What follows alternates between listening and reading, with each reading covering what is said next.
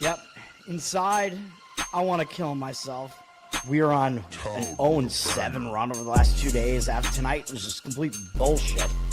So that's how I'm going to start off this show. Horrible Sunday, 1-5. I don't even know what to tell you about that. I just don't want to do this anymore. I have never seen anything like this, man. With the slump continuing, 2 straight losses, not a good day at all. 0-4.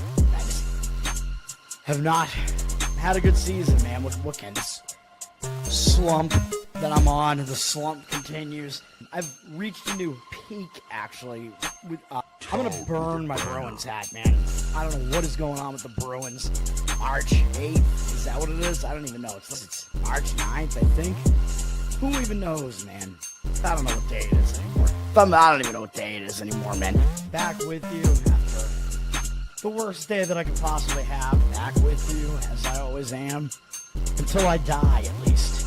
0-2 yesterday, and yesterday did not go well for me. 0-5. The worst month that I've ever had in my 18 years doing this. I don't know what to even tell you about this anymore. Broke the slump yesterday as the slump discontinues. The slump continues. Somebody fucking kill me, please.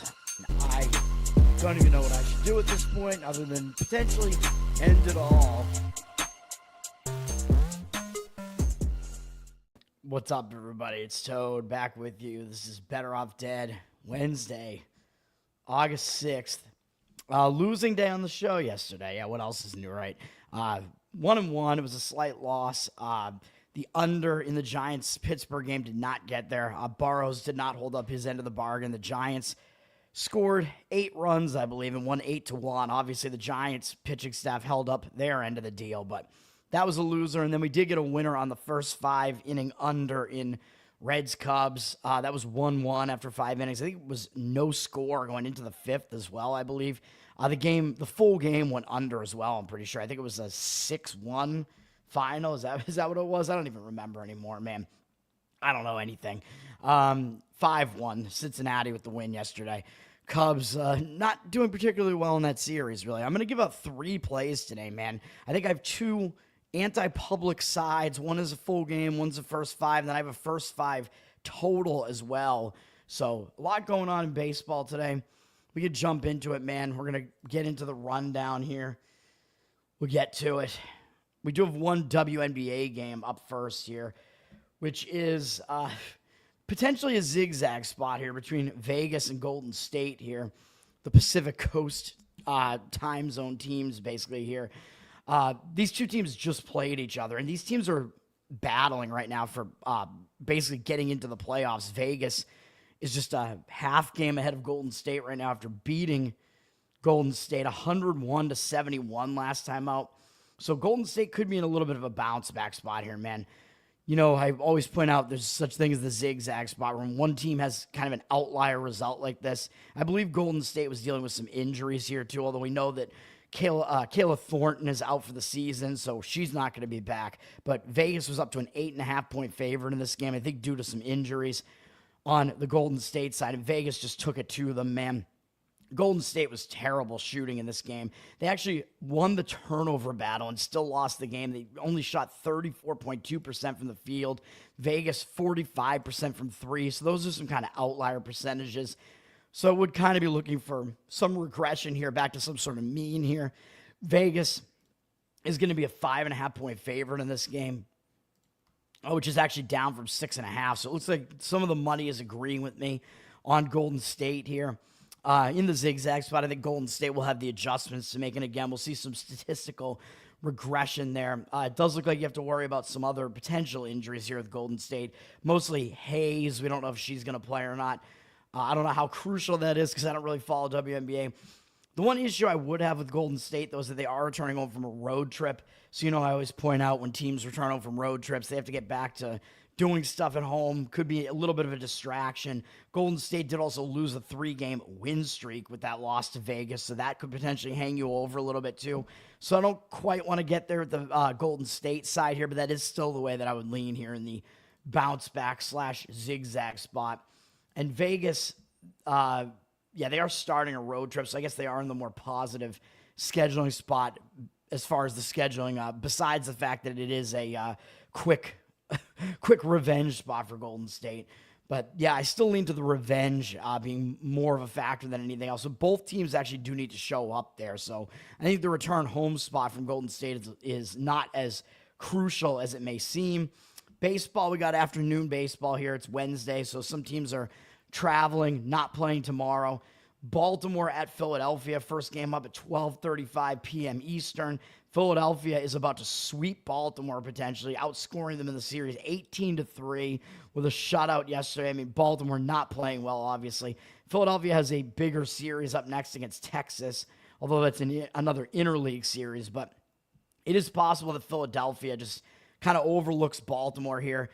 Baltimore, their bullpen is bad, man. So I would give the bullpen edge to Philadelphia here. Not a lot of bullpen usage from either team yesterday, but Philadelphia's got the better bats and the better bullpen at this point here. I kind of want to lean to Baltimore having the better starter here, though. Trevor Rogers, maybe I'm finally a believer, even though I pointed out how his stats earlier in his career weren't really that good with the Marlins. His AAA stats were not very good this year either, but somehow he's pitching well in the majors. The 1.44 ERA, 0.75 whip, and it doesn't get much better than that. He is a little bit worse on the road. 2.08 ERA, still quite good. Coming off a really crazy 8-inning performance where he only gave up 1 run at Wrigley Field against a very potent Cubs lineup. Had 8 strikeouts, no walks, 4 hits allowed in the game. And his team still lost the game because they didn't even score. So a hard luck loss for Trevor Rogers there. He's given up 2 or fewer earned runs in every start except for 1 since he's been up in the majors, which is another pretty ridiculous stat. He's pitching really well, man. He's given up 1 run over the last 15 innings and only 5 hits and has 13 strikeouts and 1 walk in that span. So he is pitching well. Philadelphia, yes, they're a really good lineup. His numbers against Philadelphia are okay. Philadelphia has actually seen quite a bit of him because he was in their division for a while. 107 at bats. 30-16 strikeout walk ratio is not very good. That's too many walks, but he has held them to a 252 average, although at slightly high 761 OPS. But overall, Rogers does not do that terribly against Philadelphia, especially given that Philadelphia is a good offense. Sarah Stock, the SS, yeah, HHSS. She's an enemy of Pearl Davis. I don't know what Pearl is doing attacking her, man. I mean, Sarah is obviously the way better looking of those 2 women. Pearl, I think she just intentionally rage baits though, really. So whatever. Yeah, congratulations to Sarah. I don't know who her fiance is, although he's obviously lucky. Ronier Suarez is starting for Philadelphia here. 2.68 ERA, 1.13 whip on the season. Obviously, he has good numbers. He's been worse at home, though. 4.11 ERA at home. So he's definitely been more beatable at home. He started to slide a little bit over the last month, walking more guys, allowing some runs in there. Last couple of starts, he was pretty good again, though, with 13 strikeouts, 1 walk over the last 12 2/3 innings, allowing 4 earned runs total and 11 hits against the Yankees and Detroit combined here. Pitched pretty well in those 2 starts, so he is pitching a bit better again. He's stepping down in class to face this bad Baltimore lineup. 25 at-bats against them in his history, 240 average, 736 OPS. So Suarez does have a bit of the better matchup numbers, but I actually think the starting pitching matchup is somewhat close here. So yeah, because of that, Philadelphia, they do have the edge in the game because they have the bullpen edge and the hitting edge. But given the situation, I kind of slightly lean against Philadelphia, especially where the price is. Now they're up from -154 to -170. By the way, pregame, finally they fixed their sportsbook integration, and we can see the numbers on this screen again, which I like this screen better than the Wager Talk one of those. Sometimes they show different numbers too, but I think we have more books that we're dealing with here and more sharp books that we're dealing with here on pregame. So I've always liked these numbers a little bit more. 78% of tickets, 84% of the cash on Philly. Looks like there is real money coming in on Philly. Not sure that I would agree with that, though, given the situation. I think they might just somewhat overlook Baltimore here, to be honest. Although Suarez probably does have a slight edge in the starting pitching matchup because Rogers is familiar to Philly. The under is getting action as well, down from 8.5 to 8. Juice to the under. 78% of tickets, 90% of the cash on the under. Given that both pitchers, I don't know if they're both totally trustworthy, and I don't like the bullpens at all, so I would not be looking at an under here. If you do want the under, I would say probably first 5 innings just to take the bullpens out of it, although they are at least rested, but that's certainly not going to be something I will get involved in. Pittsburgh finishing their series against San Francisco. Pittsburgh won the season opener and then lost 8-1 yesterday. As I said, unfortunately, that game did not go under for us on the show here. Pittsburgh has the slightly worse bullpen, although both these bullpens are actually not too bad. Pittsburgh used 2 relief pitchers yesterday. San Francisco also used 2, so not very heavy bullpen usage yesterday. Hard, what's up, man? I might be a little bit hard here. I don't know. Robbie Ray is pitching for San Francisco here, and San Francisco, I would say, has the better offense as well, even though these teams' offenses are both struggling. They're both bad. Robbie Ray, though, having a good season for the Giants, 2.85 ERA, 1.12 whip. He has been a little bit worse on the road, 3.16 road ERA here. He's pitching well again recently. He gave up 1 earned run last time out against the Mets in a start where he faced the Mets a second straight time, and he actually did better in the second start. After he had walked a lot of guys, his walk rate was pretty high over the previous 4 starts. Starting to maybe get that under control again as he had 6 strikeouts, 1 walk in that 1-run, 7-inning performance against the Mets. Only gave up 4 runs. Might be back in form here. He's stepping down in class to face Pittsburgh. Problem is Pittsburgh actually has good numbers against him in their careers, even though only 5 of their hitters have seen him before. 45 at-bats, 14-13 strikeout walk ratio is really ugly. Way too many walks. 356 average, allowed him 1,033 OPS. So Robbie Ray does not have good numbers against Pittsburgh. So I would probably say that his recent performance against the Mets and his season stats kind of outweigh the matchup stats there, but the matchup stats don't look that great for him there. The best pitcher in all of baseball or on a specific team. In all of baseball, I mean, it's got to be Scooble. Andrew Heaney is pitching for Pittsburgh, 4.89 ERA, 1.31 whip. Not good numbers on the season for him. He's been better at home, though, 3.25 ERA, significantly better at home. He's been struggling recently, though, man. I mean, he's only really had 1 good start over the last month or so. Which was a 5-inning shutout against Arizona. Arizona, pretty good lineup, although Arizona had kind of started to sell off right before the trade deadline. Overall, his numbers not great, though. He just had a rough outing at Coors Field where he only went 3 1/3, gave up 3 earned runs, 7 hits, only had 1 strikeout, 1 walk. I know it's tough to pitch in elevation sometimes, but still not a good sign that Heaney is pitching that poorly recently. His numbers are bad against the Giants at 70 at-bats. 17-3 strikeout walk ratio is good, but 329 average, 951 OPS, not good at all. So I'm still going to give Ray the upper hand there in that starting pitching matchup, so I will give the edge to San Francisco. They are taking the money. They're up from -145 to -148, 78% of tickets, 88% of the cash. Looks like a little bit too much of a price to lay, though. Like, do you really want to lay a price like that with Ray, with his matchup numbers not being that good on the road against Pittsburgh? I would say probably not. And even though the bullpens are good, I could see the argument for the over here. The total has kind of moved up from 8 juice to the under to straight 8. 53% of tickets and 73% of the cash on the over. Both pitchers have bad matchup numbers, man. And maybe that cascades into the bullpens having to be used more in this game. Could also go over in the first 5 innings if you want to just focus on the starting pitching matchup. Who would have thought there'd be a situation where you want to where you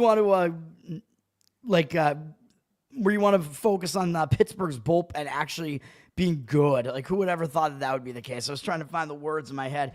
A U cover album, maybe. I mean, I have so many covers that I've done. I don't know how I would choose. I do have a Spotify feed with I'm putting everything I put up on Twitter for the covers up on the Spotify feed now. That's at the $15 level on the Patreon. Cleveland Mets, I will get back to. That's going to be a play for me. We'll have time to get back to that. That game's not until 1:10 p.m. Eastern. Minnesota at Detroit. Detroit won the first game of the series, lost the second game of the series. Both final scores are 6-3. Detroit has the better bullpen at this point. I mean, Minnesota sold some guys off at the trade deadline. Minnesota used 1 additional reliever yesterday, too. So give Detroit the bullpen edge. Detroit's pretty good at home. They have the better hitting as well. Undecided is what it says for Minnesota here, but that's actually not true. Pearson Ole is going to be making the start for the Twins here. Twins putting him in the rotation after they had dealt, who did they deal away? Chris Paddock. Pearson Ole, he's only made 2 starts so far in his Major League career. I believe these were both starts. Minnesota lost both starts. He did pretty poorly against the Red Sox, gave up 4 runs in 3 innings. Last time out against a weaker Cleveland lineup, he did better. Went 3 innings, 1 earned run allowed. Ole not going deep into games, though, so I would expect he probably won't go deep into this game as well.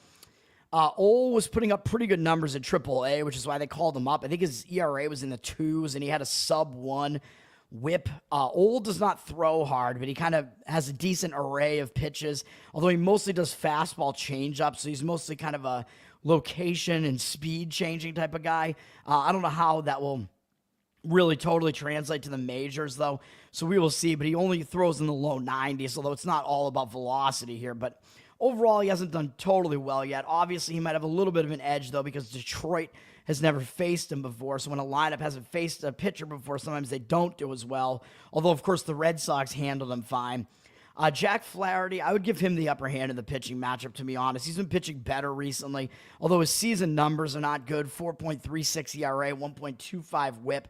Not great numbers, but he's better at home. 3.38 ERA at home. Last couple of starts, he only gave up 1 run combined across the last 12 innings against Toronto and Philly, so that's a good sign. Those are 2 decent lineups. Had 14 strikeouts and 4 walks over that span. His walk rate had gone up a little bit over the last few starts, but, prior to those 2 starts, I guess it stayed up with 3 against Philly, but still, he is pitching decently, at least recently, with a 37-9 strikeout walk ratio last month, which isn't that bad really either. 3.55 ERA that month. Didn't allow more than 3 earned runs in any start going all the way back to late June. So he's in decent form right now. Minnesota, not a good lineup. Flaherty is decent against them. In 23 at-bats, it's not a big sample size. 8 strikeouts, 3 walks, 217 average. Does not allow a lot of hits to them, but a little bit of power. So the OPS is a little bit high. It's 786. Larnach and Vasquez each have a home run off of him. But I would still kind of trust Flaherty in this game more than Ole. You don't know what you're going to get out of Ole. And I guess once it was announced that Ole was going to pitch Detroit, the line went up on Detroit. Ole getting very disrespected in the market here. Detroit up from -135 to -182, 84% of the tickets, 98% of the cash coming in on Detroit. I think it's too much of a price to lay with Detroit at this point, though, so I would probably not do that. The under looks like it's taking some money with 53% of tickets on the over, 54% of the cash on the under. Total went up, though, from 7.5 to 8. I would not want to factor Minnesota's bullpen into that. If you did go under and you wanted to go the old unfamiliarity aspect of this and Flaherty pitching well against Minnesota, more or less, I would go under first 5 if I did that in that game, but that's not a game I'm interested in either. Cincinnati at the Cubs. The Cubs are on the verge of getting swept here, but it's not like Cincinnati's going to overlook the Cubs at Wrigley, man. So even though the Cubs might have a little bit of extra motivation because they don't want to get swept here, they might be up against it here, man, because Cincinnati, I think, certainly wants to sweep the Cubs here. Cubs obviously do have the better offense. I would say they have the better bullpen as well. Cincinnati, not a lot of bullpen usage for them yesterday, though. Cubs had a little bit more usage, but not a lot either. So Cubs probably still have a little bit of a bullpen edge. But I think there's a pretty serious starting pitching edge for Cincinnati here as their best pitcher is pitching here. Andrew Abbott, 2.15 ERA, 1.11 whip on the season. He's been only slightly worse on the road with a 2.28 ERA. Is that what that was? Yeah. So he's good either way, man. He's continuing to pitch fairly well, 3.18 ERA over the last month, although he did walk too many guys, 20 to 11 strikeout walk ratio. Mostly the last 2 outings, he had 8 walks and 8 strikeouts. So that does worry me a little bit, but he did only allow 3 earned runs combined over the 11 and a third innings. So I don't know if we should be that worried about him. He did have the All-Star game mixed in there, which might have been a little bit of a distraction.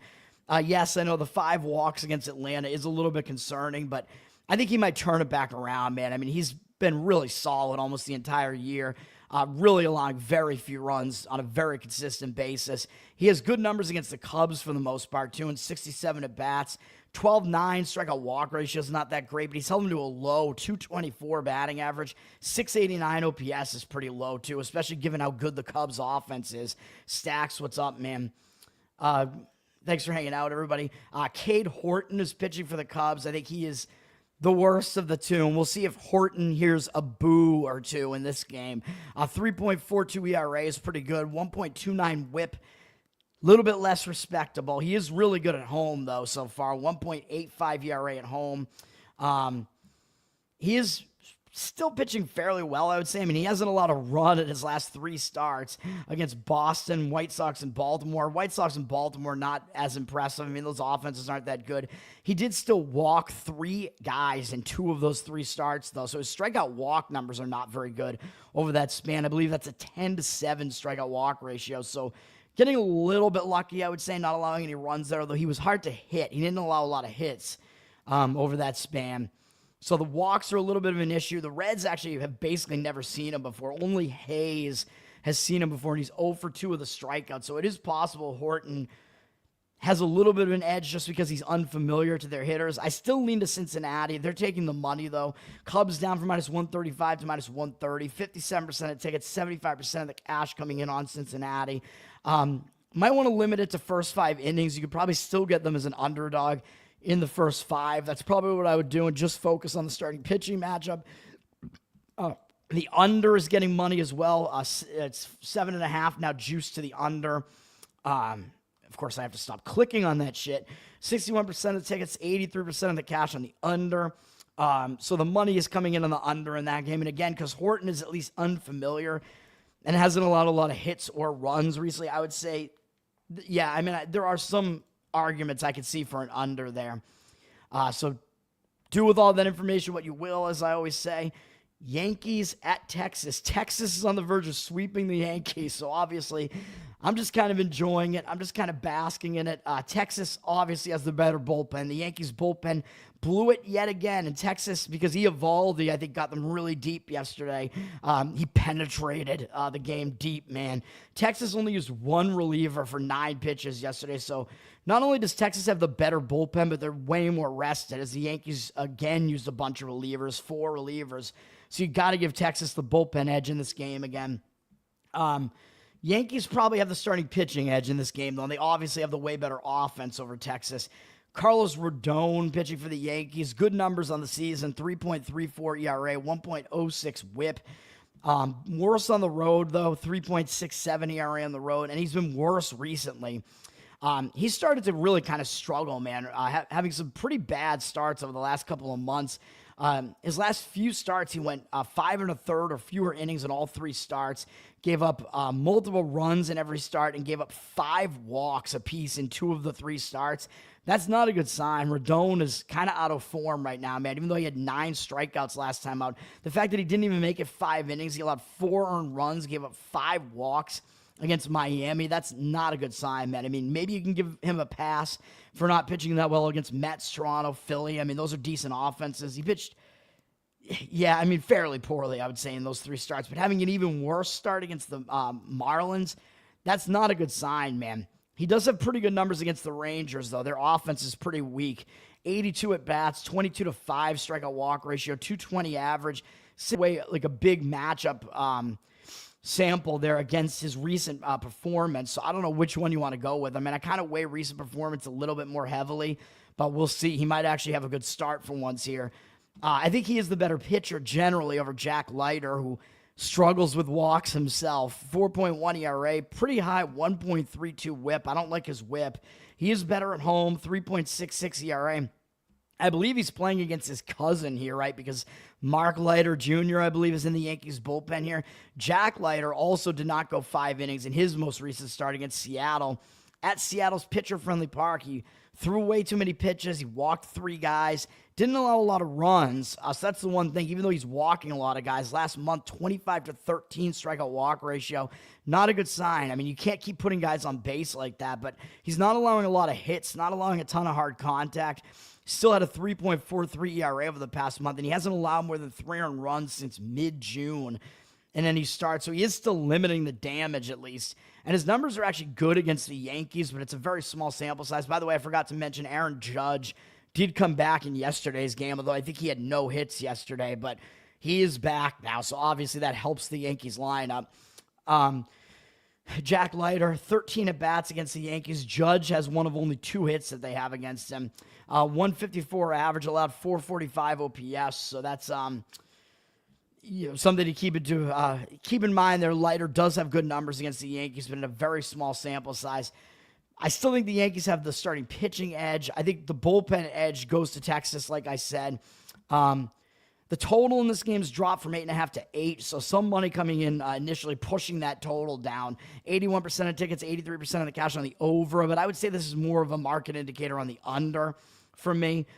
The stronger indicator is on the Yankees, though, up from -123 to -130. 60% of tickets, 86% of the cash coming in on the Yankees. They are trying to avoid the sweep. I would say you might want to go Yankees first 5 inning if you do that. I do think Rodon probably does have the upper hand over Leiter, so I would lean Yankees first 5, but I don't think I would want to go full game because of the bullpen edge that shifts to Texas later in the game, even though the Yankees hitting is better. So don't have much of a read on the total there. I mean, I could see some arguments for a first 5 inning under. I don't know that I want to do full game just because the Yankees not very good. I could see both pitchers maybe getting their teams, 5 innings in this game without allowing a whole lot, but we'll see. Stacks, what you want to do is you want to have an account at every book that's available to you because you want to be able to shop lines. You want to be able to have every single book possible available because you need to find the best numbers. That's really the way to do it. I mean, if you want to be totally serious about it at least, but I have accounts at everything.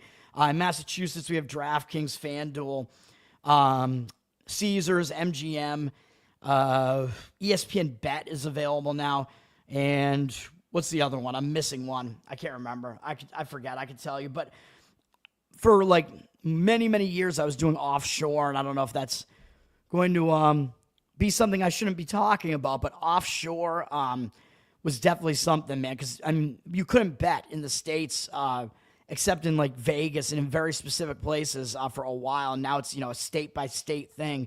But when you could not bet, and I still have accounts at some of the offshores. Bookmaker is one of the best offshores. They're still around. 5 Dimes was one of them, but they got basically destroyed by the FBI, so you can't use them anymore. They will not allow any U.S. customers anymore, which is BS, because you can still VPN into their site. What else did I have? Bet Online is another one where you could do it online, which I don't even know if that one is considered to be offshore or not at this point. Bovada, I'm pretty sure is still available. I think I still have an account there as well, which they're more of a square book where if you are going to play underdogs, you can kind of find better lines at Bovada. I haven't looked at their site in a while, though, because I haven't been betting for a couple months now, too, so I don't know. Bovada is one of them as well. There was Just Bet, which was an online one as well. As far as the legal ones, it depends on what state you're in, though.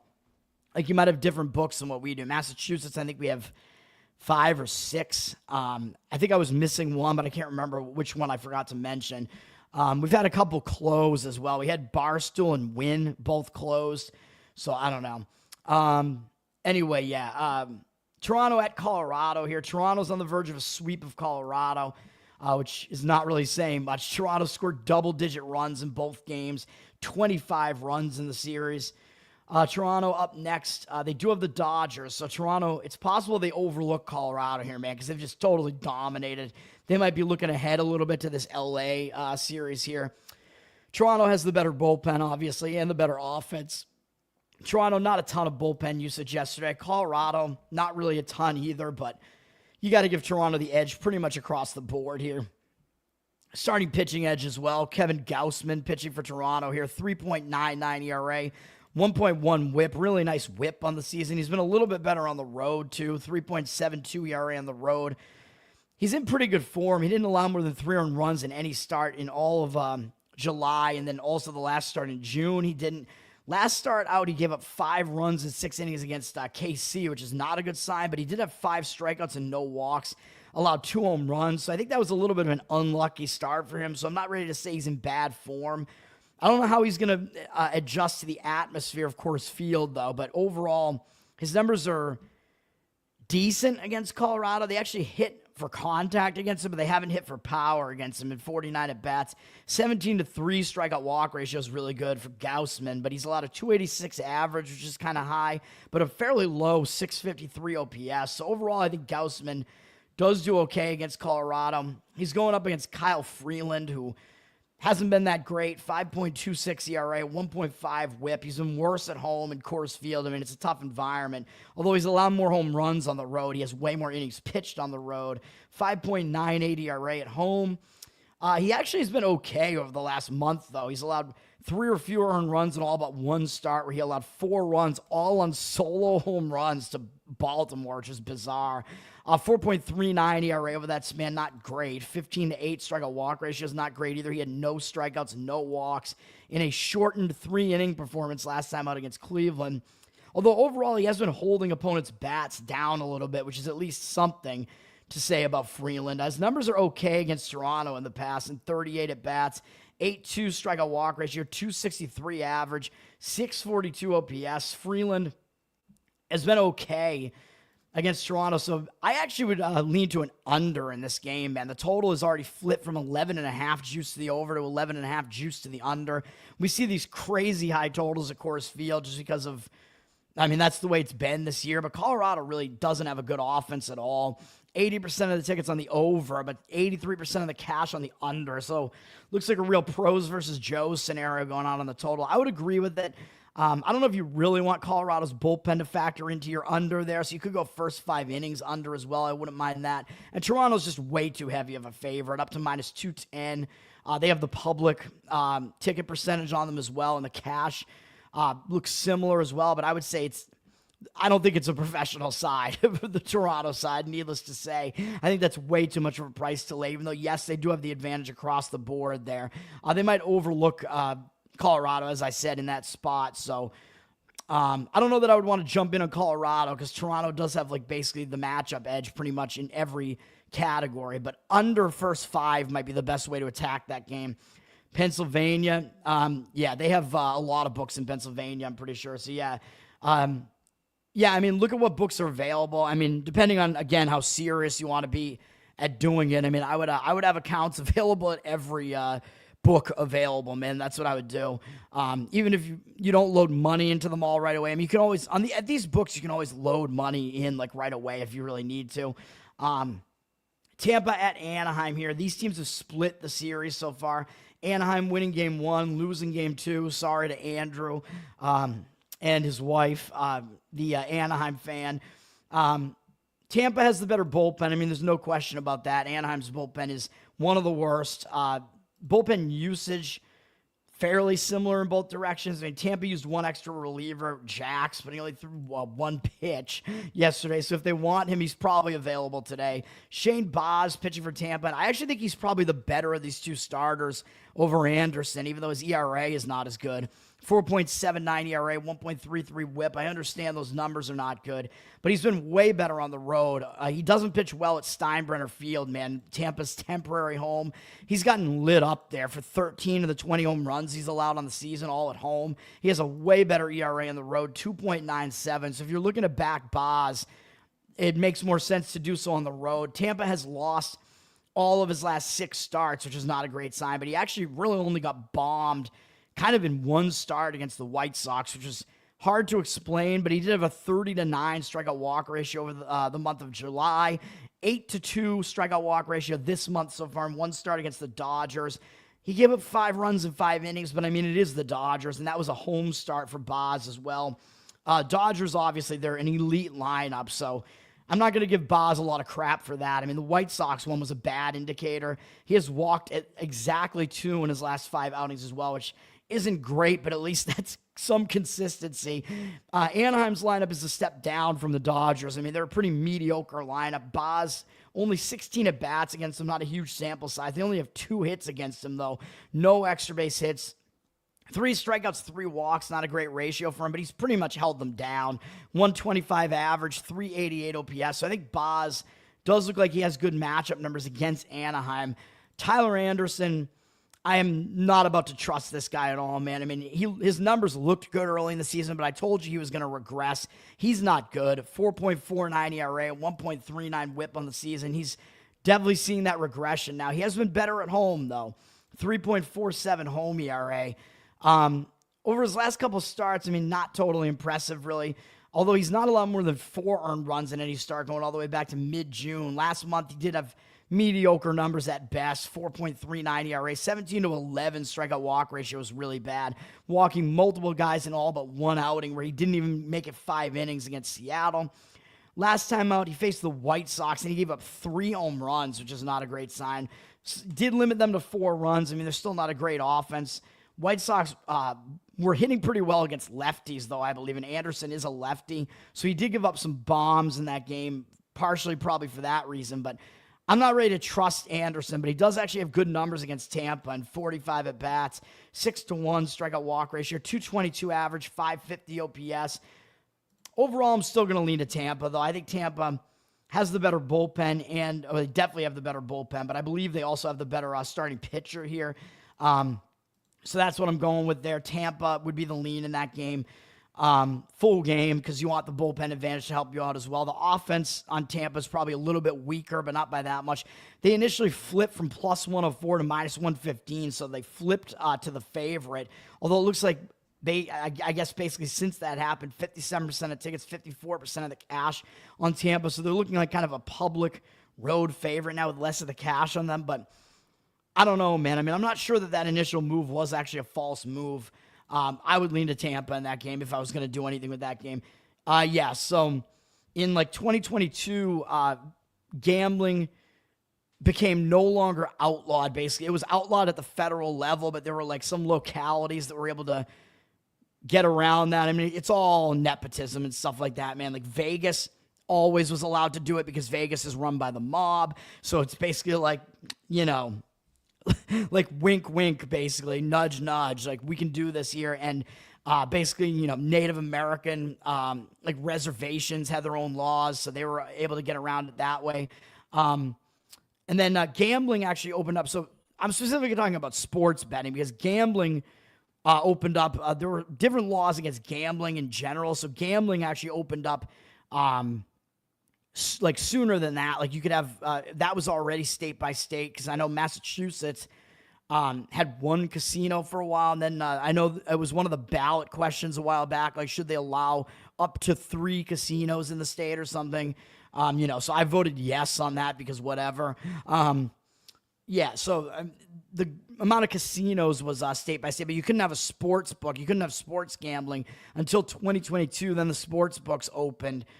So it's completely different, man. Although we're basically fucked after the BBB goes live in 2026 because the provision from Mike Crapo, senator from Idaho, basically makes professional sports betting completely untenable unless something changes, man. Because the way that it works right now, I've explained this on the show before, you're allowed to deduct all of your gambling losses right now, so you don't have to pay taxes on any of your losses, which obviously makes sense. Why should you have to pay taxes on your fucking losses? You have to pay taxes on your winnings, but the way that it works is you declare them as kind of like a separate line item, and if you are a guy that like has millions of dollars on the line every year and you do that to win, maybe 200,000 or something like that on the year, say you had like, say you won 2.2 million on the year, right? But you lost 2 million, right? So you actually netted 200,000, and that was like your income on the year, right? You're a professional bettor. Right now, you would pay taxes on the 200,000 that you won. Okay, yeah, we know. I mean, I still hate that, but that's obviously how it works right now. But with this change coming in, you only are allowed to deduct 90% of your losses, so you would actually have to pay taxes on 10% of your 2 million losses as well. So you would have to be taxed as if you had won 400,000 instead of 200,000 in that case. So think about how ridiculous that is. So in some cases, it could eliminate your entire winnings on the year, which is absolute bullshit. And margins when you're professionally betting are razor thin, man. Like in sports betting, you want to win like about 54% of your bets, basically at the minus 110 price to overcome that minus 110 VIG that you have to pay. You have to pay 11 to win 10. So, you have to win 54% basically, and that's hard to do. And if you have to somehow win like 57% instead, just to actually start profiting, it becomes pretty much impossible. So it's absolutely ridiculous. J-Main, what's up, man? Let's keep going with the baseball here, man. Gonna be a long video this morning, I am afraid. St. Louis at Dodgers. Actually, we're in the bottom half now, at least. Dodgers lost the first game of the series, won yesterday, 12-6.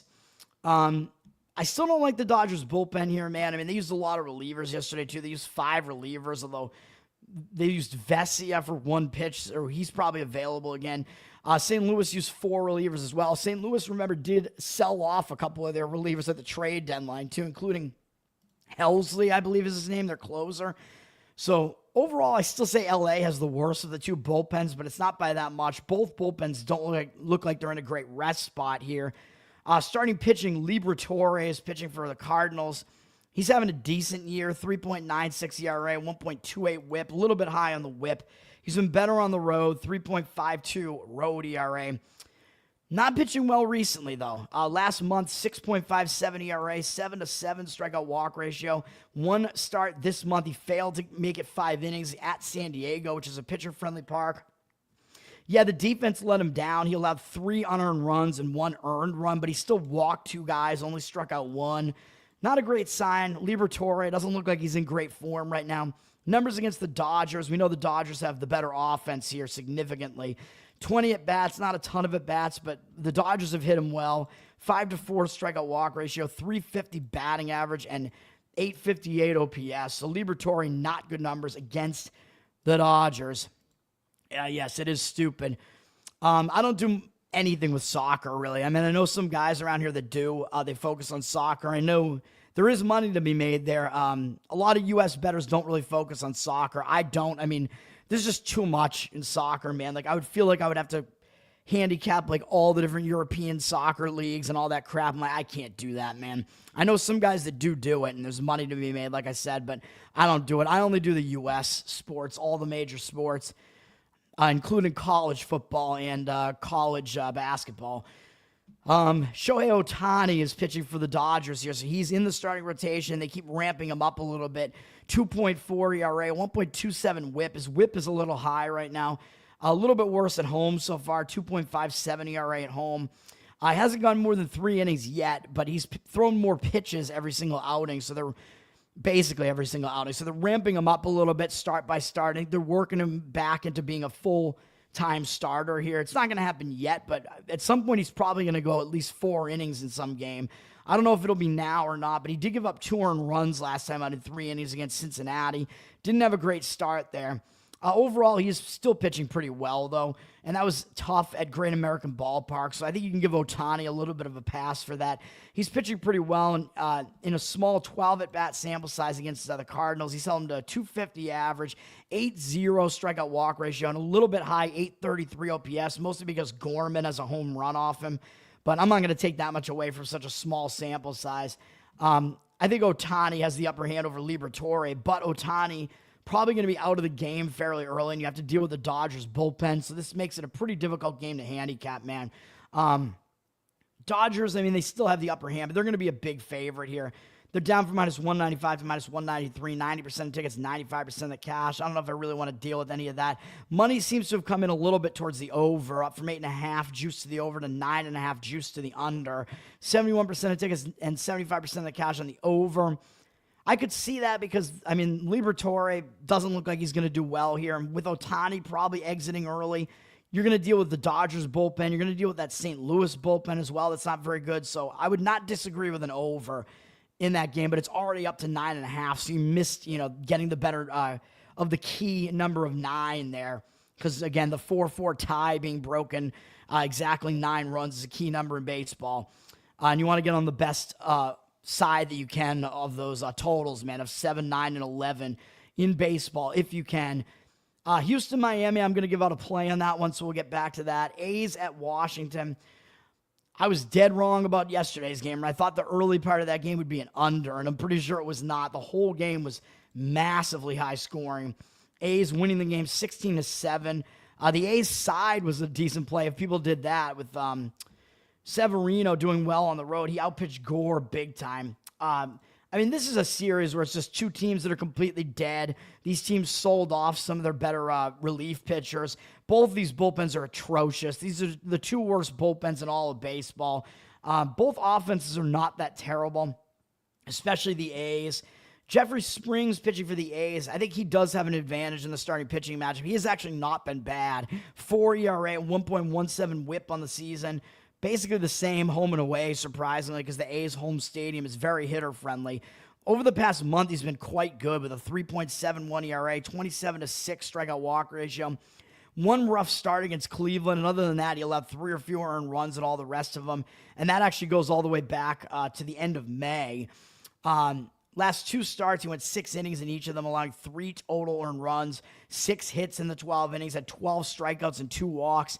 He is in good form right now, man. And that was against Houston and Seattle, so those are not exactly pushovers. A's have won 5 of his last 6 starts all this past month, and they've actually won 7 of his last 9 starts, I believe is what that is. So Springs is pitching pretty well. Nats have not seen a whole lot of him, only 10 at-bats, although they have a 300 average against him and a 1,200 OPS because DeJong and Lowe each have a home run off him, but I'm going to lean to Springs actually having a decent performance in this game, man. I think he's the only part of the pitching. I don't even know what the word I'm looking for is, but he's the only part of the pitching involved in this game that I would actually lean on potentially actually pitching well. Cade Cavalli is listed as the starter for the Washington side. I don't know what's going to happen with this guy, man. He's 26. I went back and I looked at what he was doing in the minors this year, and it was not good. His ERA in the minors this year was in the 5s, like mid-5s, I think, and his whip was like 1.45. So I don't really know what his pitching arsenal looks like, but those numbers were like, there's no way I could play on this guy. Because a lot of times I'll see, oh, this guy's going to be unfamiliar to the opposing hitter, so we should play on him, right? Well, I don't think so in this case, man, because, again, his numbers are awful in the minors. He's not pitched in the majors since 2022. He's probably been dealing with injuries, but he didn't really have a good go of it, although he only made 1 appearance, and it wasn't a good one. In 4 1/3 innings pitched, he gave up 7 earned runs in whatever start that was. Although he does have an unfamiliarity edge. These hitters almost certainly have never seen Cavalli before. I mean, I think I looked earlier, and that is the case. But I think there's no sense in really wasting time looking there. I would give Springs the upper hand in the starting pitching matchup. So I would lean towards the A's in this game as well, but they are laying a price on the road. I mean, who would think the A's would be a road favorite, although they're actually better on the road than they are in their crappy temporary home stadium. I could see the over being good to go in this game as well, because I think both bullpens definitely could get blown up here. So I think later in the game, at least, you'd see runs probably to enough of a degree that it might be able to get over that total. It's not a very high total. It's down from 9 to 8.5, actually. 9 juice to the over to 8.5 juice to the over. So money's actually coming in on the under, and I don't really agree with that. 70% of tickets on the over, 75% of the cash on the under. I guess it's just because Cavalli is unfamiliar to the opposing hitters. I don't even know how long he's going to last in this game, man.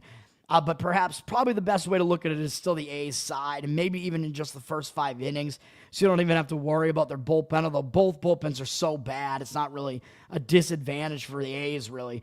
A's are up for -120 to -132 on the money line, though. 71% of tickets, 90% of the cash on them. So you are paying a price for the A's if you like them. But I think that it is the correct side there. My Boston Red Sox are looking to sweep Kansas City. They've won 7 games in a row. The Red Sox have, winning behind Garrett Crochet yesterday. Another pretty good start from him yesterday. Red Sox, I don't know if they're going to overlook KC here, though, because KC is still kind of in the wild card hunt here, although maybe the Red Sox might take their foot off the gas a little bit because they've owned the series pretty much. And they do have San Diego up next, although that is an interleague game, interleague series, so I don't know if that's really going to set up a look-ahead spot for the Red Sox here.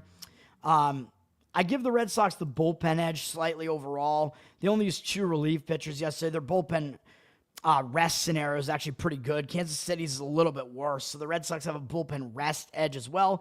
Thanks, Garrett Crochet, obviously. Michael Walker pitching for Kansas City. He's having a pretty good season. 3.38 ERA, 1.16 whip. Worse on the road, though. 4.1 ERA on the road, not great. He's pitched well over the last 4 starts, allowing exactly 1 earned run in all 4 of those starts. Pretty good strikeout walk ratio, really, although he only had 1 strikeout against Miami, but other than that, he's had 5 strikeouts apiece. In the other 3 starts, over his last 3 starts, he does have an 11-2 strikeout walk ratio, which is pretty good as well. He had a 3.1 ERA in July, even though he only had a 15-9 strikeout walk ratio. He actually settled down and didn't walk as many guys over the last 3 starts. Like I said, he became not a walker, but his numbers are not good against the Red Sox, really. In 31 at-bats, Red Sox have a pretty good offense, especially at home. 290 batting average off a walk-on, 882 OPS. Red Sox have done fairly well against him, so they may be able to hit him here. Dustin May is going to be making his Red Sox debut, which I'm not thrilled about, man. I don't like either Dodger pitcher that the Red Sox acquired. Buehler, I don't think Buehler is ever going to come back from his injuries. May, it might be the same thing, man. They both dealt with injuries earlier in their career, and it kind of derailed their career. I don't know that we're going to get anything good out of May here, man. His season numbers are not very good. 4.85 ERA, 1.35 whip. He was better at home, though, significantly, but that was with the Dodgers, remember. But a 3 ERA at home, but I'm worried because his 7.09 road ERA was bad, and we're talking about Fenway Park here. Fenway Park is a pretty hitter-friendly park. Oddly enough, his last start actually was in Fenway Park. He pitched against the Red Sox, and now he's going to be pitching for them in the same park. He went 5 innings in that game, allowed 4 earned runs. Did have 5 strikeouts and no walks, though, so that actually wasn't a terrible performance from him. Over the past month, 22-8 strikeout walk ratio is actually not terrible, but 5.48 ERA is not good. He hasn't allowed that many hits, though, so maybe he's gotten somewhat unlucky over that span, but his strikeout walk ratio was really bad the month before that, although it was actually good the month before that, so it's almost like he's alternating good and bad months, which would mean he's in a good month here, but I don't know what's going to happen here, man. His numbers against the Royals, even though the Royals are a bad offense, man, obviously the Red Sox have a huge offensive edge here in this game. May has been terrible against the Royals in 24 at-bats. 417 batting average allowed him, 1,226 OPS. That's unbelievably bad. 4 strikeouts and 5 walks against a weak lineup like this, having numbers that bad. That's insane. And he actually gets kind of bombed by Yaz, who I guess is now on the Royals and not the Giants. Yaz coming to the home of his father here, Carl Yastrzemski's kid. Or grandkid, right? Grandkid, I think, Mike Yastrzemski. He's got 11 at-bats against May, 5 hits against him. He has seen him because they were both in the same division for so long. Double and 2 walks, no home runs off him. But I'm not ready to get behind Dustin May here, man, either in a non-gay way or a gay way. I don't want to do either. The money seems to be strongly coming in on the Kansas City side. I don't really disagree with it, although if you were going to go Kansas City, I would go first 5 innings on this one and just go with Walker to outpitch May, but both of their matchup numbers don't look like they're very good here, man. But maybe Walker does have somewhat of the upper hand in the starting pitching. I don't think Kansas City has the bullpen edge, though. 75% of tickets on the Red Sox, 62% of the cash, though, on Kansas City. Red Sox drop from -150 to -136. So the market read is saying Kansas City. And it's saying under as the totals drop from 9.5 juice to the under down to 8.5 through the key number of 9. 78% of tickets on the over, 76% of the cash on the under. I do not agree with that. I think both starting pitchers could potentially do pretty poorly here, so I would actually be more inclined to lean towards an over here, even though I know Kansas City's offense isn't that good, but against May, they might be able to do damage. So that's kind of the way that I would lean in that game. Milwaukee and Atlanta, I'll skip because I have a play on that one too, and that's actually on FS1. Of course, ESPN never shows baseball anymore except on Sunday nights, man. It's so stupid. ESPN is basically turning into MTV. It's turning into like a reality show. It's ridiculous. I don't even know what we're going to get from ESPN at this point, man. It's just so stupid. But MLB Network showing most of these baseball games that are televised, and Fox Sports getting that Milwaukee and Braves game. White Sox at Seattle. I was wrong about this game being low scoring yesterday. Seattle won the game yesterday. That's the only game of the series so far. Seattle has the better bullpen here against the White Sox. Only used 2 relief pitchers yesterday. Whoops, I clicked on Detroit. White Sox used 3, but you got to give the bullpen edge and the hitting to Seattle, even though the White Sox have hit a little bit better as of late. Seattle did win 8-3 yesterday. Seattle probably has the better starting pitcher, too, but you're going to pay a huge price if you want Seattle here. Jonathan Cannon pitching for the White Sox, not doing very well. 4.77 ERA, 1.41 whip. He's been worse on the road, 4.94 road ERA. Really bad over his last 2 starts, allowing 11 earned runs in 10 and a third innings. That's not good. 14 hits allowed. Strikeout rate was okay, 12 to 3 strikeout walk ratio. White Sox had actually won 5 starts in a row of his before he lost to Philadelphia, which maybe you give him a pass for those 2 starts because Philadelphia is a difficult offense to face. And Tampa Bay's stadium, where he pitched the game before that, is just a weird stadium.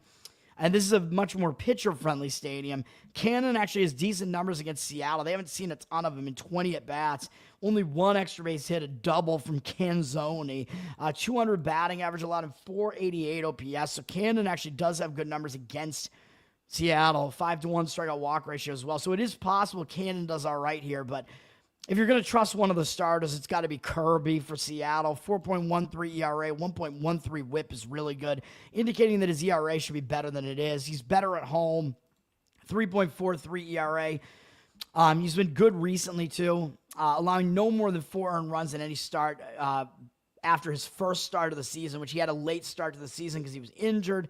He's pitched pretty well this whole time, man. 3.07 ERA over the last month, 33-9 strikeout walk ratio there. Against the White Sox, decent numbers as well. Very small 15 at-bat sample size, though. Jolks is 3 for 3 with a double off him, but other than that, they have not done a lot of damage against him at all. 7 strikeouts, 1 walk, 267 batting average, and 646 OPS. I would definitely trust Kirby more. I think Seattle kind of has the edge across the board, but they're up to minus 250 now, and they have 88% of tickets and only 72% of the cash. The money seems to be disagreeing with Seattle here, maybe just because of the price. Although I would not want to really fade Seattle, just given that I think they have the matchup edge here. The money looks like it's on the under mostly as well, although the total went up a little bit from 7.5 juice to the under 7.5. Very low total. I mean, it's Seattle. It is a pitcher-friendly park, but the odds maker is kind of expecting this to be more of a pitching duel here. 81% of tickets and only 69% of the cash on the over. So the money seems to be indicating on the under as far as the cash percentages are concerned. I mean, like I said, I could potentially see Cannon doing okay, so the starting pitchers could do okay. I don't know if I'd really want to factor the White Sox bullpen into an under here, but if you go under first 5, you're probably looking at 3.5, which is, again, I don't really love doing that either, so that's going to be a stay away from me. San Diego at Arizona. Arizona won the first game of the series, even though it was a return home spot, so that kind of surprised me a little bit. And then San Diego won yesterday 10-5 in 11 innings. So they scored 5 runs in the top of the 11th inning or whatever. Yeah, the 11th inning. San Diego used all but one of their relief pitchers yesterday. Only Matsui did not pitch, which is crazy.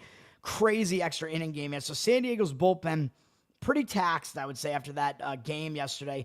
Arizona's bullpen overall is the way worse of the 2 bullpens, and they used most of their relievers as well. So they really only have 2 relievers that are not that are on the active roster that didn't pitch yesterday, with Beeks, former Red Sox player Beeks, and Backus are the only 2. So the bullpen situation really looks bad for both teams here. Beeks, by the way, I think I've talked about this on the show before. I was at his major league debut. He was on the Boston Red Sox. Wasn't a good debut. He pitched poorly. I was at that game at Fenway Park. I don't remember who the opponent was. He didn't pitch well. Red Sox lost the game. Whatever. It was what it was. I want to say it was Detroit. I might have that wrong. Maybe it wasn't Detroit. But I was with one of my friends who was up from Houston. We went to the Red Sox game. You know, we hit some of the bars. We were up to hit like some of the breweries and stuff. We went and we did karaoke, I believe, the night after the Red Sox game that we went to. And we did karaoke with Beeks' parents. His parents were in town to watch his major league debut. And they were like karaoke fiends, basically. His mother, especially, was actually really good at karaoke. It was a scene, man. It was awesome. So we hung out with them a bit. So yeah, I got to hang out and do karaoke with Jalen Beeks' parents. Weird story there. The Toad lore there. Anyway, yeah, I don't like either bullpen in this game. Starting pitching, it has to be in favor of San Diego here, man. San Diego does have the better bullpen overall as well. You might have to give the offensive edge to San Diego at this point, too, because Arizona traded away some of their better hitters, so their offense is definitely a little bit weaker. Nestor Cortez is pitching for San Diego, and he was on the Yankees last year, I believe. He was on Milwaukee at some point.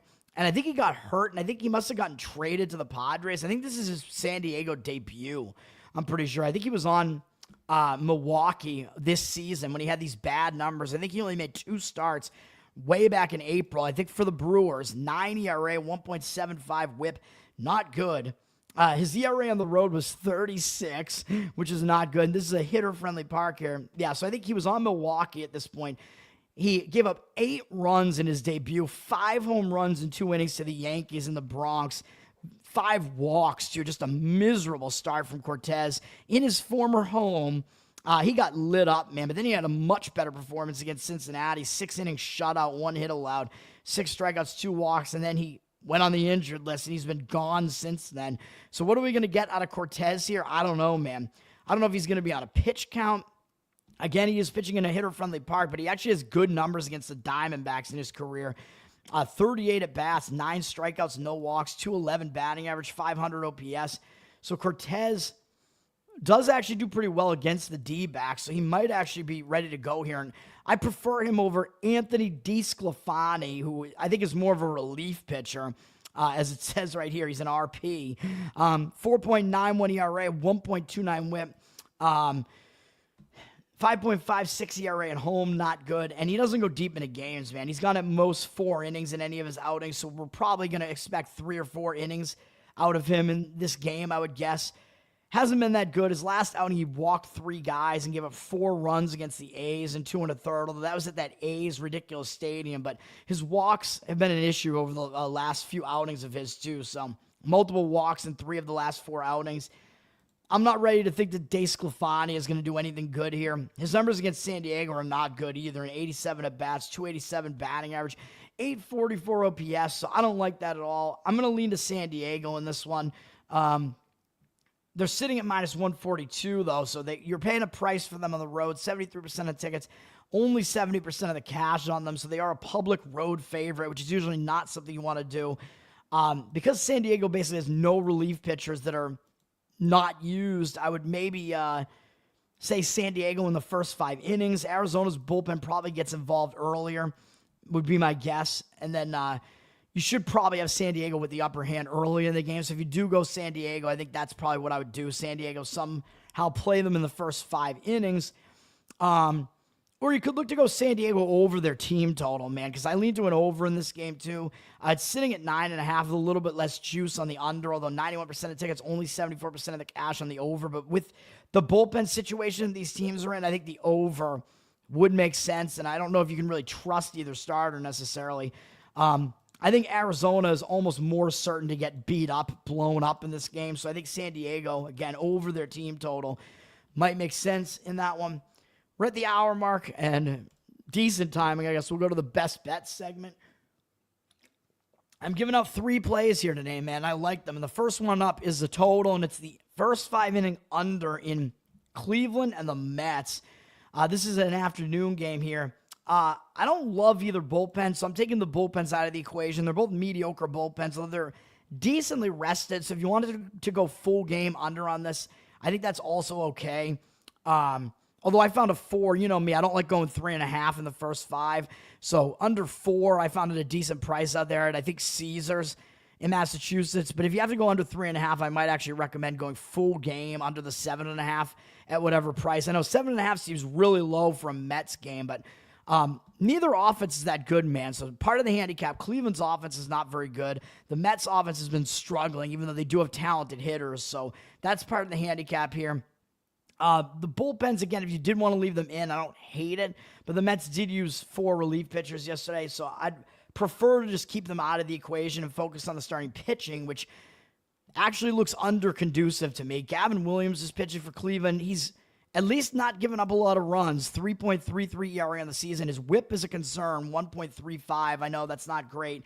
He's worse on the road, 4.03 ERA. I know that's not great either, but he's been fairly decent recently, man. His strikeout rate has gone up. His walk rate has been a little bit less bad, walking 2 or fewer in his last 3 starts. He's gone at least 6 innings in the last 3 starts, going 19 innings over that span, giving up only 13 hits, 3 earned runs total. had 5 walks, but he also had 22 strikeouts over that span. So that's actually a decent sign. He's in better form right now, man. He's fooling hitters. He was walking too many guys a bunch of the starts before that, but he's kind of shifted into being in decent form here. I know the last 2 starts were against Kansas City and Minnesota. Not great. He did really well against the A's. The A's are a strikeout happy bunch, but he did have 11 strikeouts against them, and they do hit well, and he held them to 1 earned run and 4 hits, so it's a good sign. I think Williams is kind of in decent form right now, and the Mets have almost no history against him, so I think he might have an extra edge here because the Mets haven't seen him. They only have 6 at-bats against him. Juan Soto does have a home run off him, but that's the only hit the Mets have off him, and Mullins has walked twice, but they only have a 167 average against him, although 1,042 OPS because of the Soto bomb and the walks there, but whatever. It's such a small sample size, and most of the Mets haven't seen it before. So in this matchup, I'm actually going to trust Williams, and I'm actually going to trust a guy who I don't love to trust, David Peterson for the Mets. 2.83 ERA, though, obviously is a very good ERA. 1.24 whip isn't even that horrendous either, but I haven't liked him because his whip has been too high over the last couple of seasons, but he continues to just get it done, man, and get a lot of ground ball outs and whatever. I'm just not going to fight it. I think I played an under the last time he pitched, and it was a correct winner, so we'll do it again. He's been better at home. 2 ERA at home, where he's only allowed 2 home runs all season. He has not been hit by the long ball almost at all. He hasn't allowed a home run. Oh, no, he didn't allow a home run his last outing. Oh, no, wait, I'm looking. The column's shifted, man. It's stroke brain again. I was going to say, I don't think he's allowed a home run in a while. That's true. He hasn't allowed a home run in 5 straight starts, not since the start against Milwaukee back on July 3rd. So he's not doing that. 4 straight starts, because the All-Star game was in there. But in every one of his starts since the start of July, he's gone at least 6 innings in every single one of them. He's allowed 2 or fewer earned runs in every single one of them. He's pitching pretty well, man, even though his 18-7 strikeout walk ratio last month wasn't that good. Including this month, it's 22-9 now. It's not awful. His strikeout rate, he's not really a strikeout guy. Again, he's a ground ball pitcher, I think, to a large extent. 1.05 ERA last month is really good, even though you got to expect some regression from him. But again, he just continues to not allow runs, man. So allowing 2 or fewer earned runs in every start, going all the way back to the beginning of July as well. So he's in good form right now. And Cleveland has never faced Peterson before, so he might have a little bit of an advantage there, again, because the hitters have to try to figure the pitcher out and adjust, man. So I think the starting pitchers actually do have an unfamiliarity edge here on both sides. So we're going under. First 5 innings, Cleveland and the Mets. Total drop from 8 down to 7.5, juice to the over. So you can probably still get a pretty decent number on the under 7.5 if you did want to go full game. 67% of tickets and only 55% of the cash on the under. But I still think the under is the right way to go here, man. Even though it looks like the cash percentage is disagreeing with it. I don't see the public coming into a game like this and going, oh, I want to play the under this low total in a game with the Mets. I don't really think that's accurate. So, and I believe Action Network is in disagreement. Actually, Action Network is in disagreement with the pregame numbers in all 3 of my plays. So Action Network, we'll see how great they are, because I'm going with the pregame numbers more, and the pregame numbers are on my side in 2 out of the 3, whereas Action Network is only on my side 1 out of the 3, I think. And speaking of sides, that's what we have going on in the other 2 plays I'm going to give out here. One of them is, what am I doing here? Houston, Miami. We're going to go Miami money line, -112. And I know I've been saying Miami can't keep winning games, man. They're not as good as their record even looks, even though they're below 500. But Miami, they're just playing fairly competitive baseball, man. They're on a nice hot streak a couple of times here, winning, what was that, like 9 of 11 games there until they came into this series. But I think they were in kind of a letdown spot in the first game of the Houston series here after they swept the Yankees. I think they were feeling pretty high about themselves. They've lost both games of the series now, but I think the tide kind of shifts back to Miami here. And I think the public's going to look at this and say, wait a minute, how is Miami a favorite against the Astros, who have one of the better records in the American League? Miami below 500, and they're below 500 at home too. But the Astros are definitely not as good on the road. They're only slightly above 500 on the road. But the odds makers are obviously telling you something, lining Miami as a favorite here. Like, why would they be a favorite against a team with a way better record? So obviously, the odds makers know the public's going to perceive value on the Houston side and want to come in and take them as the underdog. And I think that's not the way to look at this game, man. So Obviously the odds makers are not throwing money away here. Houston, I think they're in a bad situational spot. I mean, they are on the verge of a sweep here, so they might take Miami a little bit lightly. Not only that, but look at who they have up next over the weekend. They get tomorrow off, and then they have to go to the Bronx, and they have a huge series against the Yankees, which might be like a playoff preview type of series there. So they might be looking ahead, man. That is a big series against the Yankees. So that doesn't look good. And as far as the bullpens are concerned, I told you yesterday, Houston basically went with a bullpen game yesterday. Blue ball, wound up being the starter there, and maybe he blue-balled his fans a little bit there, although they did get the job done, I guess, so maybe not. But a lot of relief pitchers came into the game yesterday for Houston, man. They used 5 relief pitchers, even though generally I would say their bullpen is obviously the better of the bullpens. I mean, they're second overall in WHIP, and they have a really low bullpen ERA. Miami's is mediocre. They're middle of the pack here. They're not awful, but because of the bullpen usage, Marlins only used 2 relief pitchers yesterday, and one of them was Bayozo, who's a long relief man. So basically the best Marlins relievers, even though I think they might have traded some away. I actually think the bullpen edge is kind of erased because Houston used so much of their bullpen yesterday. So this is an angle I do kind of look at where you have a huge bullpen rest disparity in the game. So I think that favors Miami. I'm going full game partially for that reason, but also because of the situation. And I'm going with the starting pitching matchup here. This is a really weird starting pitching matchup. Spencer Arrighetti is pitching for Houston. He's making his return.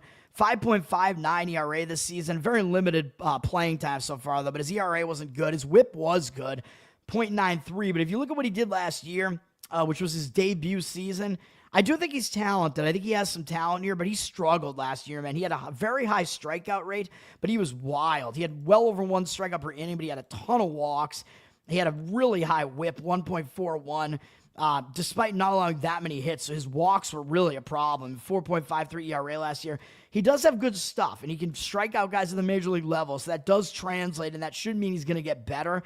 But in his first game after a long stint on the IL, the DL, whatever, I don't know how well he's going to do here, man. His walks have been a problem again this year. 5 walks in 9 2/3 innings. 8 strikeouts, only allowed 4 hits. That's all pretty good, but 6 earned runs. Got bombed by a pretty bad Minnesota lineup on the road in his only road appearance. 5 earned runs in 3 2/3. Walked 3 as well, while also striking out 3. So he had a good appearance with the Mets prior to that, but it's not a good sign, man, if you get blown up by the Twins on the road. That's not good. Arrighetti up against Miami. I would guess that Miami probably hasn't seen him before, but let me see. I did look earlier today. Only Wagaman has seen him before, and he's 0 for 3 off him. So, yeah, Arrighetti might have a little bit of an upper hand here just because Miami's never seen him before. But I'm going to go against it anyway, man. I'm going to go with the situational player. I think Arrighetti might take a little while to get into form here. We don't know how long he's going to last in this game. And then if Houston's overworked bullpen has to come into this game, it might not be the greatest situation for them. He's going to go up against Jansen Junk, who has actually been fairly decent.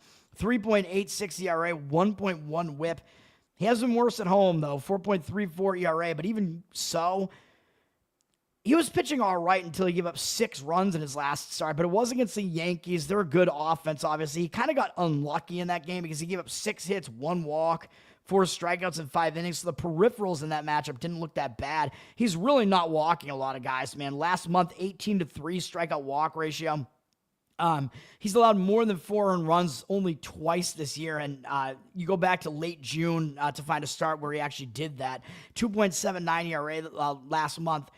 He's doing okay, and Houston only has 12 at-bats against him, and they haven't done very well. 167 average, 397 OPS. I know it's a very small sample size, but he kind of has an unfamiliarity aspect to himself as well here in this game. So all that being said, I'm going to go with Miami in this game, man. It looks like the money is agreeing with it and kind of going against the public. They're up from -105 to -111. 53% of tickets, 55% of the cash coming in on Miami. So I think they do have the cash, even though Action Network is saying the opposite. But we're going to go with Miami in that one, man. And then to finish this off, we're going to go with another anti-public home team that looks like they shouldn't be a favorite because their record is so bad, and that's the Braves. But this one I'm going to limit it to first 5 because I think Milwaukee does have the better bullpen at this point. Yes, Milwaukee has the better offense, and yes, by the way, obviously Houston has the better offense over Miami too. But again, I like pitching more than I like hitting. And in Atlanta here, yes, we'll leave the bullpens out in this one because Atlanta's bullpen is very mediocre. I mean, they're kind of in the bottom of the middle of the pack, bottom middle class, whereas obviously Milwaukee, their bullpen has been pitching really well as of late, and the bullpen rest in this game isn't really an advantage one way or the other. Atlanta only used 2 relief pitchers yesterday. Milwaukee only used 3. So I think Milwaukee does still have a bullpen advantage in this game. But we're going to go first 5 innings here and just focus on the starting pitching, where I actually think Atlanta has a big starting pitching edge. So we're going first 5 innings on the run line, -0.5 run. You could go money line, but you have to lay about -140, I think, for them in the first 5 innings, because the odds makers know Atlanta's biggest edge is in the first 5 innings. So the first 5 inning line on Atlanta is actually more expensive than the full game. Full game, they're up from -125 to -127. 74% of the tickets, only 57% of the cash on Milwaukee. The public is only going to come in on Milwaukee, man. I mean, think about what's going on here. And yes, I know Atlanta doesn't have a whole lot to play for at this point, but look at this, man. How could Atlanta be a favorite here when the Brewers have, I think, maybe the best record in baseball now? And I do think the Brewers might actually win it all this year, man, the way that they've been playing recently. The Braves have a terrible record, I know. The professional money, as I keep saying, tends to come in on the Braves every single day, thinking, well, the Braves are just not as bad as their record looks, and the Braves keep losing. And I did actually go with Milwaukee in the first game of the series, and it was a close call, but they did get there despite only getting 3 hits in the game. And yes, I know the Brewers also have a pretty good record on the road. Braves, not even good at home. I understand all that. But it's only first 5 innings. I think this is a lopsided starting pitching matchup actually in favor of Atlanta with their one good, healthy starter. Because Atlanta's starting rotation is decimated by injuries, man. So their only remaining good starter is pitching for them today. As Sale, Smith-Shawver, Schwellenbach, they're all hurt. Grant Holmes is also hurt. So Atlanta's completely decimated, man. But Milwaukee, they're on the verge of a sweep here, and I know we're jumping in front of a train where Milwaukee's won 5 games in a row, but I think Milwaukee's actually in a bad situation here, too. So if you wanted to go Atlanta full game, I would still agree with it. I mean, Milwaukee is home next for a weekend series against the Bears, and the Mets are pretty likely to get into the playoffs, I would say, so that could be a playoff preview game as well. We know Milwaukee got eliminated by the Mets from the playoffs last year, so that's a big series for the Mets coming up there. So they might overlook Atlanta after beating them both games of the series so far. And I'm not sold on Jose Quintana, man, for the Brewers. I know he has a good ERA, 3.5 ERA, but he's actually the worst of the Brewers starters at this point, man. Their starting rotation is so good now. And now with Logan Henderson looking like he might be really good as well. This is a really good Brewer rotation, man. Quintana is actually the lesser of all of them. 1.35 whip is not good. His whip is too high. He's an aging veteran, man. He is smart. He knows how to locate his pitches, man. He knows how to use his pitches effectively. He's not a hard thrower. He's mostly kind of a junk, off-speed guy. He's been better on the road, too. 2.49 ERA on the road. I get that. I know Milwaukee's offense is also better on the road, but I still don't trust Quintana, man. 4.03 ERA last month. He started to slide a little bit. He's only gone 5 innings in each of his last couple outings against Miami and Washington, who aren't like elite offenses. And he only had a 6-4 strikeout walk ratio over that span. He's also allowed 5 home runs over the last 3 starts, which is not a great sign either. So he's not in the greatest of form right now, really, man. So I think he is fadeable. The Braves actually hit him well. They've seen a lot of him, 104 at-bats. I mean, he's been around for a while. He was on the Mets for a while. Braves know him.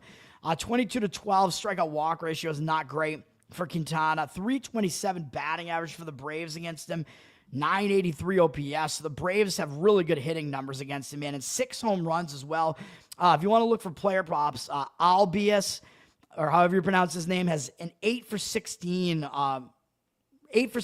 line off him with 3 home runs, 2 doubles, a walk, and 2 strikeouts. So he does really well against him. And Ozuna is 11 for 26 with a home run and 3 walks off him. So maybe hits plus runs plus RBIs with those 2 guys. With the Braves, hitters actually do well against Quintana. And like I said, the Braves had their one trustworthy starter on the mound here with Spencer Strider, 3.71 ERA, 1.22 whip. He's better at home, 3.07 ERA. So we're fading one split and playing the other split. And yes, I know his walk rate has been too high. I get it. 2 or more walks in the last 4 outings, yeah. But he's allowed 3 or fewer earned runs in every start going all the way back to the beginning of June. his first start in June, so he is pitching effectively. He's a really high strikeout pitcher. I don't mean he's high on drugs. I don't mean he's a Doc Ellis throwing games on LSD, throwing no-hitters on LSD. But he has a high strikeout rate, 35 strikeouts and 28 and 2/3 over the last month. 12 walks, yes, again, I understand that's too many walks. 5 home runs isn't that great either, but he's not really that hittable. He is still a good pitcher, man. He obviously has real good strikeout ability. And the Brewers are actually really unfamiliar with him. Only 2 of their hitters, Vaughn and Yelich, have ever seen him before. Yelich has the only hit off him. They're 1 for 6 off him with no extra base hits, no walks, 3 strikeouts, 167 average, 333 OPS. So Strider not only is the better of the 2 pitchers here, but he has a big-time unfamiliarity edge over Milwaukee's bats as well. So we're going to do it. We're going to fade the public here. You know I like seeing a market read like this, man, where you have the public all coming in on a road underdog. So the anti-public side is a home favorite. I mean, that's one of the best things that you can do is play a home favorite. And I understand usually when you get a home favorite like that, you're playing on a good team. I do understand the Braves are not a good team at this point, but I do still agree that in general they have more talent than what their record shows. And this is their best starter on the mound right now, man, out of their starters who are actually active. So we're going to go with it. Atlanta Braves. I am sure. I was going to say, am I sharing my screen? Yeah, I am. StreamYard changed their UI, so I'm like, what the fuck? So yeah, Braves will be the play there. That's going to do it, man. So once again, first 5 inning, under 4 in Indians, Mets. We're going full game Miami Marlins money line, and we're going first 5 inning run line Atlanta. That does mean Atlanta has to be winning after the first 5. If you want to go run line, I mean, sure, but it is more of a price. This is a way to get a much more advantageous price, I think. And they do have to be winning, though. If it's tied, that bet will lose if it's tied at the end of 5. But I think we can get that one done. That's going to do it for today, man. Learn to Toad on Twitter and Learn to Toad on Instagram, where I post the Bettor Off Dead best bets in shorter form. What else we got? Obviously, Bettor Off Dead, YouTube, Spotify, Apple, all the audio stuff, man. So give it a listen, give it a watch.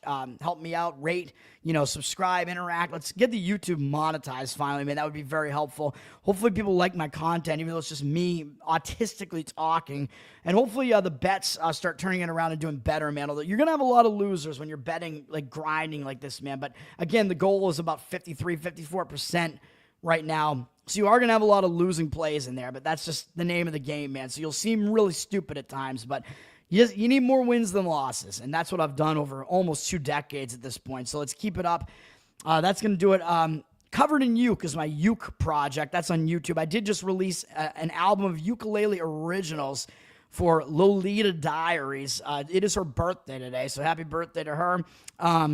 Hopefully she likes the album. There are some really, really stupid songs that I wrote for that album, man. So we'll see what people think about that. I might put it out on the YouTube channel as well. I don't know, but I do have a Patreon, patreon.com/learntotode. And the benefits are at the higher levels, you get a Spotify feed with the Uke stuff that I put out on Twitter. And highest level, you get prioritized Uke requests. That's going to do it once again. Everybody have a good day today. Happy Wednesday and peace.